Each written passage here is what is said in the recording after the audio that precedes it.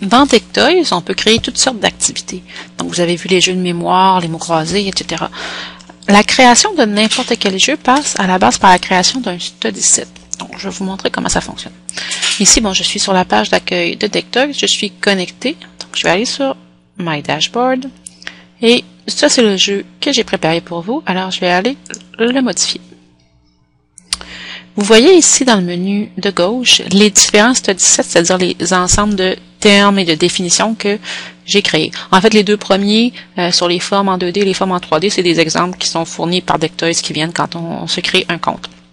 J'ai ici l'ensemble sur les courants artistiques avec lesquels vous avez joué là, dans les activités que vous avez rencontrées, puis celui sur les grands philosophes que je suis en train de développer. Donc, je vais aller justement ajouter des éléments dans cet ensemble-là, ici. Donc, vous voyez ici les ensembles par défaut, là. Donc, en fait, dans chaque study set, on a un ensemble de termes, de définitions et optionnellement d'images qui sont associées ensemble. Donc, dans celui sur les courants artistiques, ici, j'ai écrit le romantisme et le pop art. Vous avez les définitions qui vont avec et des images que j'ai associées. Pour les grands philosophes, ici, j'ai Platon avec une définition, une image, etc. Si je veux ajouter un élément, c'est très simple, j'ai qu'à cliquer. Je peux écrire Sartre.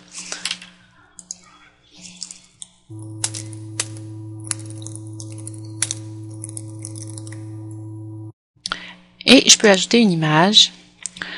En fait, si j'avais une image dans mon presse-papier, j'aurais pu simplement la coller à l'endroit où il faut mettre les images. Mais ici, je peux aussi téléverser une image à partir de mon ordinateur ou faire une recherche dans Google. Bon, dans mon cas, c'est ce que je vais faire. C'est seulement les images qui sont libres de droit qui vont s'afficher dans les résultats. Par contre, j'ai pas trouvé de façon de citer la source des images que j'importe dans Dectoys, donc je suis pas certaine que ça respecte vraiment l'idée derrière toutes les images libres de droit, mais bon, on va faire avec là. Donc, je peux choisir une des images ici, celle-ci qui vient de Wikimedia, disons. Je la sélectionne. Et voilà. Puis bon, vous voyez, j'aurais aussi pu ajouter des équations mathématiques en utilisant LaTeX, soit dans les termes ou dans les définitions. Bon, je pourrais ajouter d'autres éléments, évidemment, dans mon ensemble, mais si ça me va comme ça, je vais le fermer. Puis, je peux aller ajouter une activité dans mon jeu. Alors, je choisis la petite icône des activités, je glisse à l'endroit où je vais mettre l'activité, disons ici. Puis là, je peux aller modifier l'activité. Bon, là, automatiquement, c'est le study set sur les grands philosophes qui a été sélectionné, mais je peux en choisir un autre, mais bon, c'est lui que je vais prendre.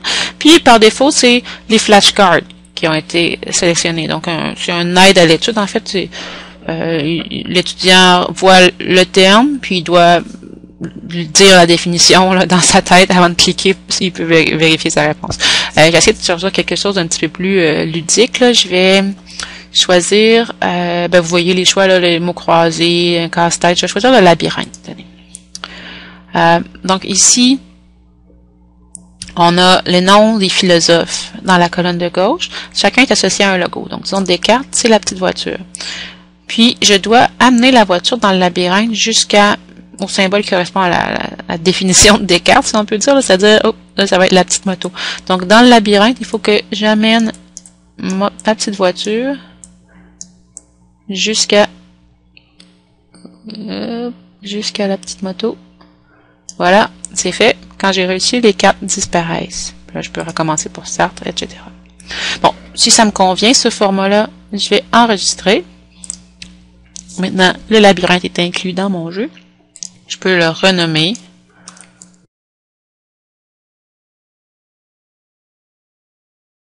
Et voilà.